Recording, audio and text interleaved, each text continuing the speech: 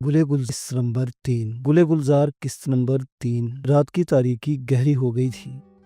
جونا خان کلپنا کے رہنمائی میں تن بتقدیر بڑھتا چلا جا رہا تھا۔ چند دن بعد وہ دونوں اسی مجسمے کے قریب جا پہنچے جہاں خود جونا خان نے کلپنا کی جان بچائی تھی۔ مجسمے کے قریب کپور کی عظیم الشان حویلی تھی جہاں 4 سپاہی ننگی تلواریں لیے پہرا دے رہے تھے۔ کلپنا کو دیکھتے ہوئے بعد اب کھڑے ہو گئے۔ کلپنا قریب پہنچی تو انہیں اس کے ہمراہ ایک اجنبی نوجوان کو دیکھ کر تعجب ہوا، تاہم انہوں نے حویلی کا دروازہ کھول دیا۔ کلپنا اور جونا خان دونوں حویلی میں داخل ہو گئے۔ کلپنا نے حویلی کے صحن سے گزرتی ہوئی ایک نوکرانی سے پوچھا، کیا کپور بھیا آ گئے ہیں؟ نوکرانی نے نفی میں جواب دیا اور بتایا کہ شری کپور جاتے وقت یہ کہہ گئے تھے کہ آج راجہ کرن نے نہایت اہم اجلاس طلب کیا ہے، اس لیے وہ دیر سے آئیں گے۔ کلپنا جونا خان کو اپنے خصوصی کمرے میں لے گئی۔ جونا خان حیران رہ گیا۔ کمرہ کیا تھا؟ ایک لالا زار تھا۔ چاروں طرف کپوری فانوس جگمگا رہے تھے۔ وسیع و عریض قالین بچھا ہوا تھا۔ دیواروں پر سندر بن کے شیروں کی کھالیں آویزاں تھی۔ کمرے کے عین وسط میں سیتارام چندر اور لچھمن کے دودھیا مجسمے دید و شنید کی دعوت دے رہے تھے۔ کلپنا نے جونا خان کو مخمل کے نہایت پرتکلف اور آرام دہ پلنگ پر بٹھایا اور دیوار کے قریب لٹکی ہوئی طلائی زنجیر کھینچی۔ چند لمحوں بعد دروازہ کھلا، ایک خوبصورت لڑکی برآمد ہوئی۔ یہ کلپنا کی خادمہ تھی۔ اس نے کھانا لانے کا حکم دیا۔ خادمہ تھوڑی دیر بعد دسترخوان بچھایا اور طرح طرح کے لذیذ پکوان حاضر کر دیے۔ جونا خان کو واقعی سخت بھوک لگ رہی تھی۔ اس نے خوب سیر ہو کر کھانا کھایا۔ بعد ازاں فوراً بولا، محترمہ آپ جس مقصد کے لیے لے کر آئی ہیں وہ پورا کیجیے۔ میرے دماغ میں کچھ نئی ترکیبیں آ رہی ہیں، ہو سکتا ہے وہ ترکیبیں آپ کی مدد سے پوری ہو کر رنگ لائے اور قلعے کی دھرتی خاک و خون کے تماشے سے محفوظ ہو جائے۔ اس کی بات سن کر کلپنا فوراً اٹھ کھڑی ہوئی اور دروازہ کھول کر اپنے کمرے میں چلی گئی۔ وہ جلدی لوٹ آئی۔ اب اس کے ہاتھوں میں چابیوں کا گچھا اور ایک شمعدان تھا۔ وہ جونا خان کو اپنے کمرے سے لے کر سیڑھیوں سے نیچے اتری اور لمبے چوڑے سین کو عبور کرتے ہوئے راہداری میں جا پہنچی۔ یہ ایک طویل راہداری تھی۔ اگر کلپنا کے ہاتھوں میں شمعدان نہ ہوتا تو اس راہداری سے گزرنا دشوار تھا۔ راہداری سے گزر کر آگے ایک وسیع و عریض باغ کا سلسلہ شروع ہو گیا۔ ہر طرف تاریکی چھائی ہوئی تھی۔ آسمان پر تارے ٹمٹما رہے تھے۔ کانوں میں سائیں سائیں کی آوازیں آ رہی تھی۔ کلپنا اور جونا خان اسرار بھرے سائے کی طرح آگے بڑھ رہے تھے۔ پوری فضا سنسان تھی، جو لگتا تھا جیسے شجر و حجر پر دائمی نیند کا خمار چھا گیا ہے۔ جونا خان پوری طرح چوکنا ہو کر چل رہا تھا۔ اس کے ذہن میں خیال گزرا کہ کہیں لڑکی اسے پہچان تو نہیں گئی کہ میں ایک مسلمان ہوں۔ یوں کسی انجانے خطرے کے پیش نظر اس کا ایک ہاتھ اپنی کمر میں بندھے ہوئے خنجر پر تھا۔ باغ کی وسعتیں پھلانگ کر وہ ایک بوسیدہ کمرے میں داخل ہوئے۔ دیواروں کے ملجگے رنگ اور اکھڑے ہوئے پلاسٹر نے کمرے کی وحشت میں اضافہ کر دیا تھا۔ کمرے کو عبور کر کے کلپنا ایک کوٹری کے قریب پہنچی۔ کوٹری کے دروازے پر مضبوط تالا لگا ہوا تھا۔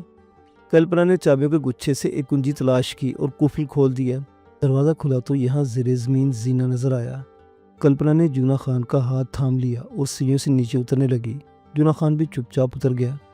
جو ہی سیڑھیاں ختم ہوئی تو ایک کشادہ کمرہ نظر آیا۔ یہاں جونا خان نے جو کچھ دیکھا وہ کوئی عام آدمی دیکھتا تو مارے دہشت کے دمے توڑ دیتا۔ اس کمرے میں جا بنا خوفناک اژدھے رینگ رہے تھے۔ کلپنا اور جونا خان قریب پہنچے تو اژدھے پن پھیلا کر کھڑے ہو گئے۔ جونا خان نے اپنے حواس پر قابو پوری طرح رکھا اور طنز ہنسی سے بولا، محترمہ کیا مجھے ان اژدھوں کے حوالے کرنے آئی ہیں؟ کلپنا بے قرار ہو کر بولی، میرے محسن، میرے محبوب، آپ نے میری جان بچائی تھی۔ اب میں اپنے آپ کی جان کے تحفظ کا وہ راستہ بتا رہی ہوں جس کا علم صرف مجھے اور میرے بھائی کپور کو ہے۔ پورے قلعے کا کوئی فرد یہ راستہ نہیں جانتا۔ آپ ان اژدھوں سے کسی غلط فہمی کا شکار نہ ہو۔ یہ پالتو اژدھے ہیں۔ ان کے زہر کے منکے نکلوا دیے گئے ہیں۔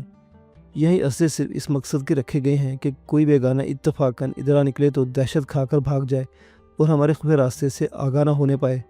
آپ کو اژدھے گزر نہ پہنچائیں گے۔ دیکھیے تو سامنے، نظر دوڑائیے، کتنی خوبصورت تصویر ہے۔ پروتوں اور ان سے بہنے والے آبشار کی کیسی دلکش منظر کشی کی گئی ہے۔ جونا خان نے اس لمبی چوڑی تصویر کو غور سے دیکھا۔ واقعی ایک دیدہ زیب تصویر تھی۔ کلپنا نے تصویر کے قریب لٹکی سنہری ڈور کھینچ دی تو تصویر سمٹ کر رہ گئی۔ اب جونا خان کو معلوم ہوا کہ یہ تصویر دراصل ایک پردے پر بنی ہوئی تھی، کیونکہ تصویر کے سمٹتے ہی ایک اور مقفل دروازہ نظر آیا۔ کلپنا نے یہ دروازہ کھولا تو یہ بالکل اسی وضع قطع کا طویل کمرہ تھا جس کمرے سے جونا خان ابھی گزر کر آیا تھا۔ فرق یہ تھا کہ پچھلے کمرے میں اژدھے پھنکارے مار رہے تھے اور اس کمرے میں چابک دست گھوڑے ہرا بھرا چارہ کھا رہے تھے۔ اسی کمرے میں ایک اور مقفل دروازے کی طرف اشارہ کرتے ہوئے کلپنا بولی، دیکھیے یہ ہمارا چور دروازہ ہے۔ کہتے ہوئے کلپنا نے قفل میں چابی گھمائی اور دروازہ کھول دیا۔ سامنے ایک سرنگ تھی جو حد نگاہ تک چلی گئی تھی۔ सुरंग में दूर तक छोटे छोटे ताकों में नन्हे नन्हे शमादान जल रहे थे। तभी जूना खान ने हैरतज़दा होकर पूछा, कल्पना, ये सुरंग कहाँ जाकर ख़त्म होती है? कल्पना ने जवाब दिया, यह सुरंग अहमदाबाद की शुमाली सरहद के पार नहर के उस रुख पर ख़त्म होती है जहाँ धोबियों का घाट है।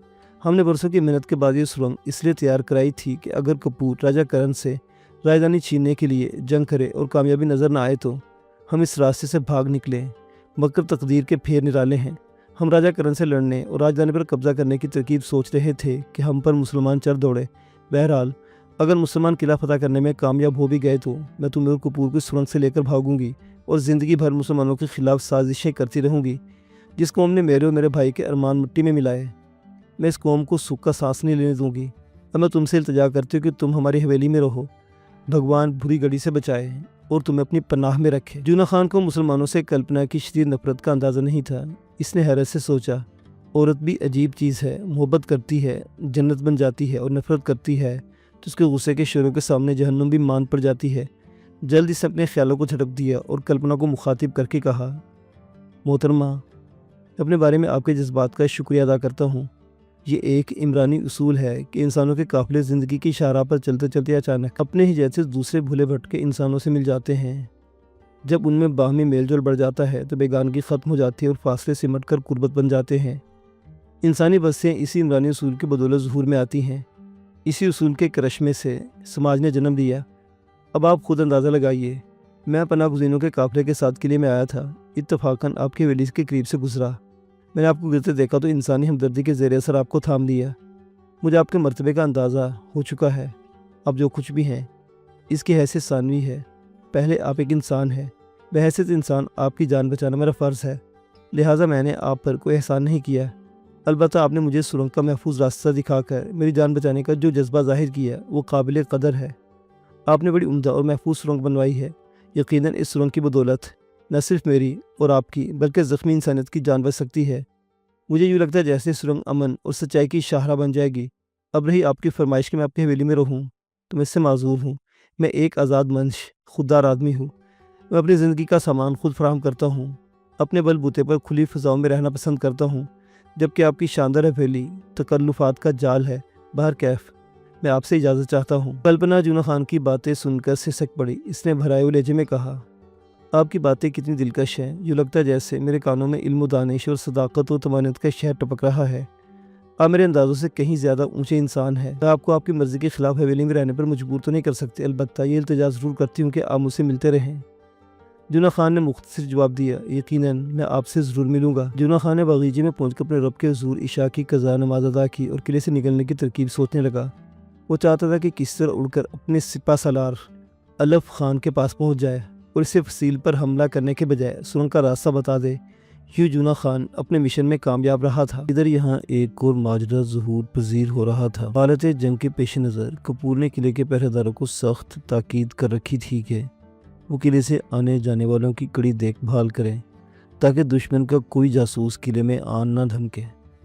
अगरचे जूना खान ने हिंदुओं का लिबास पहन रखा था, फिर भी वो किले से निकलने के लिए एहतियात के तमाम तकाजे मलहूज़ रखना चाहता था। वो इसी उधेड़बुन में पनाह गज़ीनों के खैमों से गुजरता हुआ किले के दरवाजे पर जा पहुंचा। पहरेदारों ने इससे किले से बाहर जाने की वजह पूछी। इसने एक माहिर नफ्सियात की तरह हाजिर जवाबी से काम लिया और किले से बाहर आ जाने में कामयाब हो गया। बाहर की बस्तियों में दूर दूर तक सन्नाटा था। जूना खान पूरी तेज़ रफ्तारी से इसी रुख पर चल रहा था जहाँ इसने अपने घोड़े को छोड़ा था। खुशकिस्मती से कुछ दूर आगे जाकर इसका भटकता हुआ घोड़ा मिल गया। जूना खान लपक कर घोड़े पर सवार हुआ और तेज़ी से मंजिलें तय करता हुआ अपने लश्कर में जा पहुंचा। अलीफ खान ने हमले की तैयारी मुकम्मल कर ली थी। उसूफ फसीलों पर हमलावर होने वाला था। जूना खान फ़ौरन अलीफ खान के खैमे पर पहुंचा। वो सो रहा था। तहम जब इसे जगाया गया तो इसने जूना खान को गले से लगा लिया और कदरे नाराज़ी से पूछा, जूना खान, तुम 2 दिनों से कहाँ गायब थे? हम सख्त फिक्रमंद थे। रह रह कर ख्याल आ रहा था कि हम तुम्हारी गुमशुदगी के बारे में तुम्हारे वालिद को क्या जवाब देंगे। जूना खान ने, बुजुर्गवार, मैं खुदा पर भरोसा करके इस खुफिया सफ़र पर निकला था। खुदा का शुक्र है कि हमारे रास्ते के बहुत से कांटे साफ हो गए हैं। मैं आपसे फिर अर्ज़ करना चाहता हूँ कि ये किला फसीलों पर हमला करके फतह नहीं किया जा सकता। इस तरह हमारे बहुत से सिपाही हलाकत का शिकार हो जाएंगे। मैं पूरे किले का जायज़ा लेकर आया हूँ। दुश्मन ने किले के दरवाज़ों पर लातादाद फौज बिठा रखी है। اب میں ایک ایسے راستے کا سراغ لگا کر آیا ہوں کہ آپ بآسانی قلعہ فتح کر سکتے ہیں۔ الف خان بولا۔ جونا خان، یہ اندازہ تو ہمیں بھی ہے کہ فصیلوں پر حملہ کر کے قلعے کو بآسانی فتح نہیں ہو سکتا۔ یقیناً اس حملے میں طرفین کا بہت بڑا جانی نقصان ہوگا، لیکن ہمارے سامنے اس کے سوا کوئی چارہ بھی نہیں تھا۔ یہ قلعہ چاروں جانب سے نہایت مستحکم ہے۔ اب ہم فصیلوں پر حملہ نہ کریں تو کیا کریں؟ ہم نے پروگرام بنایا تھا کہ دشمن کو خوفناک تیر اندازوں سے بھگا دیا جائے۔ قلعے کے دروازوں پر حملہ کرنا ہمارے منصوبے کا دوسرا مرحلہ تھا۔ الف خان بولا۔ میں بہرطور بڑے اشتیاق سے جاننا چاہوں گا کہ تم کون سے خفیہ راستے کا سراغ لگا کر آئے ہو۔ جونا خان نے اپنی 2 روزہ مہم کی روداد کیا سنائی اور خفیہ سرنگ کا سارا حال بتا دیا۔ الف خان کا چہرہ دمک اٹھا۔ اس نے جونا خان کو فرتے محبت سے گلے لگا لیا اور کہا، تم ہمارے قیاس سے کہیں زیادہ ذہین و فتین نوجوان ہو۔ ہمیں تمہارے ماتھے پر عظمت کی مہر نظر آتی ہے۔ تم یقیناً مستقبل کے بہت بڑے حکمران بنو گے۔ راتوں رات الف خان جونا خان کی رہنمائی میں لشکر لے کر قلعے پر چڑھ دوڑا۔ خلجی فوجیں سرنگ کے دروازوں کو رونتی ہوئی قلعے کے چاروں جانب پھیل گئی۔ اہل قلعہ خلجی سپاہ کو دیکھ کر دیوانوں کی طرح بھاگنے لگے۔ ہندو امرا پر سکتہ سا چھا گیا۔ جو شخص جس جگہ بیٹھا تھا وہیں بیٹھا رہ گیا۔ راجہ کرن اپنے رانیوں کے شبستان میں سو رہا تھا۔ الف خان نے اسے جا لیا۔ کرن ہڑبڑا کر اٹھا۔ اس نے الف خان کے ہاتھوں میں برہنہ شمشیر دیکھی تو اس کی حرکتیں قلب بند ہو گئی۔ الف خان نے اپنے سپاہیوں کو تاکید کر دی کہ قلعہ فتح ہو چکا ہے، لہٰذا اب کسی ہندو کو قتل نہ کیا جائے، عورتوں بچوں اور بوڑھوں سے مہربانی کا برتاؤ کیا جائے، کسی سے ادنیٰ سی چیز بھی نہ چھینی جائے۔ مسلمانوں کا نعرہ تکبیر سن کر اہل قلعہ کے پسینے چھوٹ چکے تھے۔ قلعے کے پناگزین اور کرن کی فوج کے ہاتھوں کے طوطے اڑ گئے تھے۔ الف خان نے منادی کرائی کہ قلعے کے تمام باشندے میدان میں جمع ہو جائے۔ ہندو گرتے پڑتے اپنے بچوں اور عورتوں کو ہمراہ لیے رام رام جپتے میدان میں اکٹھے ہونے لگے۔ کلپنا ابھی تک بے خبر سو رہی تھی۔ کپور بھی خراٹے لے رہا تھا۔ مسلمان فوجی حویلی میں پہنچے تو نوکروں، نوکرانیوں اور پہرے داروں میں کھلبلی مچ گئی۔ ان کی چیخو پکار سے بھی محسوس ہوتا تھا جیسے حویلی المیہ صداؤں سے بھر گئی ہے۔ یہ شور سن کر کلپنا اور کپور گھبرا کر اٹھے۔ کلپنا کی ایک خادمہ نے سخت بدحواسی کے عالمے سے بتایا کہ مسلمان قلعے پر قابض ہو چکے ہیں اور خلجیوں کے سردار نے قلعے کے تمام مکینوں کو میدان میں حاضر ہونے کا حکم دیا ہے۔ یہ وحشت اثر خبر سن کر کلپنا اور کپور لرز اٹھے۔ کلپنا کو بے اختیار سندر رام یاد آ گیا۔ اس کے دل میں ہوک اٹھی کہ کاش اس کا محبوب اس وقت حویلی میں ہوتا۔ اس نے سوچا بھگوان جانے اب اس کا محبوب کہاں ہوگا، کس حال میں ہوگا، کہیں مسلمان اسے قتل نہ کر ڈالیں۔ خیالوں کے اسی تانے بانے میں اسے اپنے اور کپور کی زندگی کو خطرے کا احساس ہوا تو کپور کا ہاتھ پکڑ کر سرنگ کی طرف بھاگی۔ دونوں بہن بھائی جب وہاں پہنچے تو بری طرح دہل گئے۔ کیا دیکھتے کہ سرنگ کے پاش دروازے اور پہرے پر موجود خلجی سپاہیوں کو دیکھ کر ان کے پیروں تلے سے زمین نکل گئی۔ کلپنا نے اپنا سر پیٹ لیا۔ اس کے ذہن میں اپنے محبوب کا خیال بجلی کی طرح چمک اٹھا۔ وہ یہ سوچ کر کانپ اٹھی کہ کہیں اس کا محبوب مسلمان تو نہیں تھا جو سندر رام بن کر قلعے میں چلا آیا اور آج ہندو کی شکست کا باعث بن گیا۔ وہ انہی خدشات میں گم تھی کہ خلجی نوجوانوں نے کپور اور اس کی بہن کو حراست میں لے کر اس میدان میں پہنچا دیا جہاں تمام باشندے جمع ہو رہے تھے۔ خلجی سپاہی چاروں طرف برہنہ شمشیریں تانے کھڑے تھے۔ سامنے چبوترے پر لشکر کے اہم افسر ہاتھ باندھے الف خان کی آمد کے منتظر تھے۔ درمیانی طویل و عریض میدان میں قطار میں ہندو مردوں، عورتوں اور بچوں کے ہجوم میں اس طرح بے حس حرکت بیٹھا تھا جیسے ان سے زندگی کی ہر لرزش چھن گئی ہے۔ ان کی رگوں میں خون کے بجائے خوف دوڑ رہا تھا۔ وہ سوچ رہے تھے مسلمان اب ہم سب کو قتل کر ڈالیں گے۔ یکایک راجہ کرن کے محل کی سیڑھیوں سے الف خان اپنے ساتھیوں سمیت اترتا نظر آیا۔ اس کے آگے کرن کی بیگمات، بچے اور کرن کے خاندان کے دوسرے افراد سر جھکائے چلے آ رہے تھے۔ الف خان کو دیکھ کر ایک فوجی افسر نے نعرہ تکبیر بلند کیا۔ جواب میں مسلمان سپاہیوں نے اس زور سے اللہ اکبر کہا کہ قلعے کے در و دیوار لرز اٹھے۔ الف خان کے پیچھے پیچھے جونا خان پروکار انداز میں چلا آ رہا تھا۔ کلپنا نے جونا خان کو مسلمانوں کے سردار کے ساتھ آتے دیکھا تو دنگ رہ گئی۔ اب اس کی نگاہ سے پردہ اٹھ چکا تھا۔ اس کا شک یقین میں بدل گیا۔ وہ سب سمجھ گئی۔ یہ سوچ کر اس کے دل پر زبردست دھچکا لگا کہ اس کا محبوب واقعی مسلمان ہے۔ تاہم اس کے دماغ کے کسی گوشے میں اس فخر کا یہ احساس بھی جاگ اٹھا کہ اس کا محبوب معمولی آدمی نہیں بلکہ وہ مسلمانوں کا کوئی اہم افسر ہے۔ جو ہی الف خان نے سب کو بیٹھ جانے کی تاکید کی تو ایک افسر نے بلند آواز سے اعلان کیا کہ اب قلعہ احمد آباد کے فاتح اور ہمارے مکرم سپہ سالار سردار الف خان آپ سے خطاب فرمائیں گے۔ الف خان نے مجمع سے خطاب کرنے کے بجائے حکم دیا کہ تمام عورتیں ایک طرف اور مرد دوسری طرف علیحدہ علیحدہ ہو کر بیٹھ جائیں۔ یہ عمل چند منٹوں میں مکمل ہو گیا تو الف خان نے کہا، حاضرین، اس قلعے کو میں نے فتح نہیں کیا، میرے بہادر سپاہیوں کو بھی اس حقیقت کا علم نہیں تھا کہ اس قلعے کا اصل فاتح کون ہے۔ اس قلعے کے اصل فاتح ہمارے دوست غیاث الدین تغلق کے فرزند فخر الدین جونہ خان ہے۔ اس موقع پر آپ لوگوں سے انہی کو خطاب کرنا چاہیے۔